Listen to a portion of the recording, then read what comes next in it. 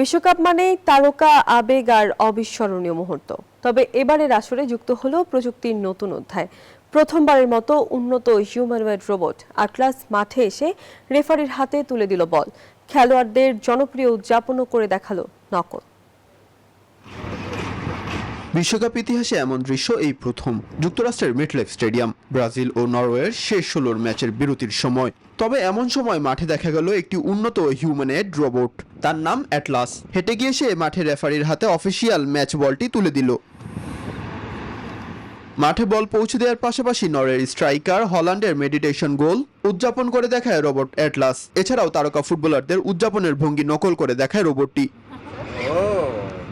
রোবটটির নির্মাতা প্রতিষ্ঠানের robot behaviour বিভাগের পরিচালক জানান, মানুষের দক্ষতাই তাদের অনুপ্রেরণা। তাই দক্ষতাকে অনুসরণ করে আরো উন্নত রোবট তৈরির চেষ্টা চালিয়ে যাচ্ছেন তারা।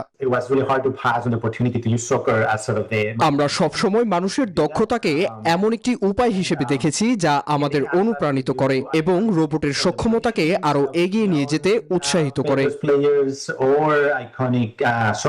তবে বিশ্বকাপের মতো বিশাল আয়োজনে রোবট অ্যাটলাসকে পরিচালনা করা সহজ ছিল না। স্টেডিয়ামে ছিল হাজারো দর্শকের মোবাইল নেটওয়ার্কের ভিড়, তাই সাধারণ ওয়াইফাই ব্যবহার করা সম্ভব হয়নি। রোবটটির পিছনে সংযুক্ত করা হয় বিশেষ রেডিও।